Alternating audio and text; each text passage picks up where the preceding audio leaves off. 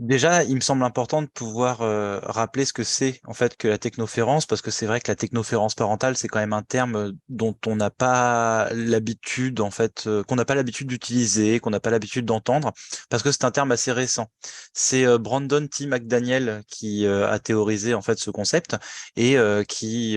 l'utilise en fait pour parler des interruptions régulières des échanges de contacts et de regards entre les parents et les enfants du fait d'un intérêt porté vers l'outil technologique par les parents, et même plus particulièrement vers le téléphone portable.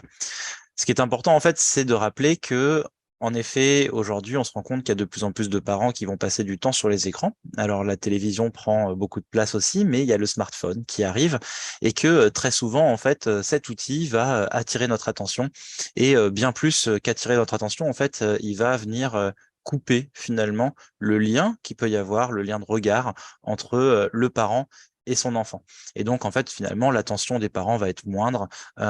et également tout ce qui va se jouer en fait dans tout le niveau interrelationnel.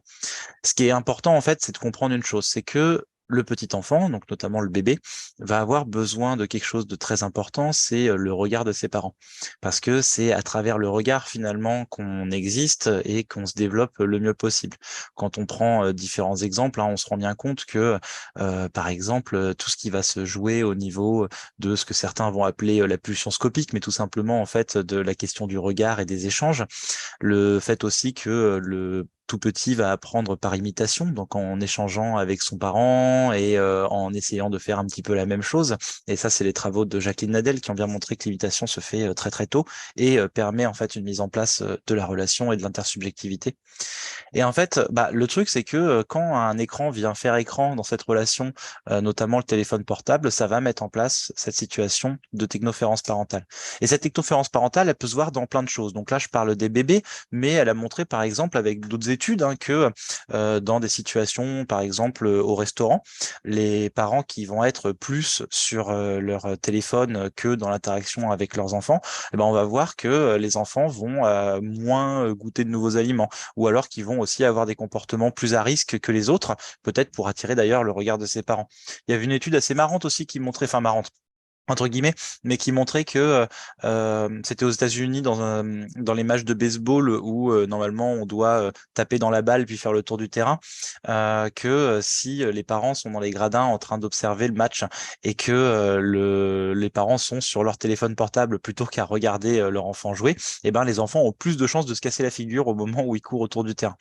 Donc, en fait, finalement, ce qui est important, c'est de bien comprendre que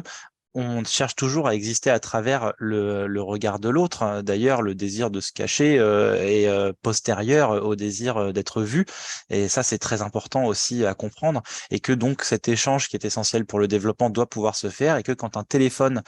ou un écran en général se met entre les deux, ça va avoir en fait des répercussions. Un autre point aussi qui peut être intéressant, c'est la comparaison avec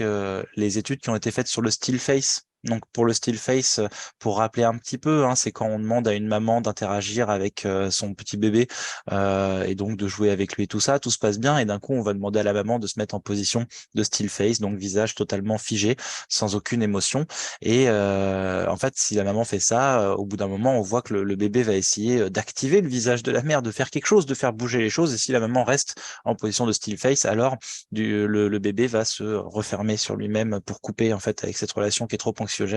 Et on peut faire un rapprochement, enfin en tout cas certaines études l'ont fait, hein, entre justement les situations de still face et le parent qui est sur son téléphone portable avec le bébé à côté. Donc finalement en fait ce qui me paraît très important à expliquer, c'est que quand on parle de technoférence parentale, on s'intéresse pas véritablement à l'écran en lui-même, mais plutôt à ce que l'écran vient jouer dans la relation. Ça veut dire que c'est pas parce qu'il y a un écran qu'il y a un problème, c'est parce que on est centré sur cet écran que du coup notre regard n'est pas tourné vers l'autre et que ça va pouvoir attirer des problèmes sur le plan développemental par exemple.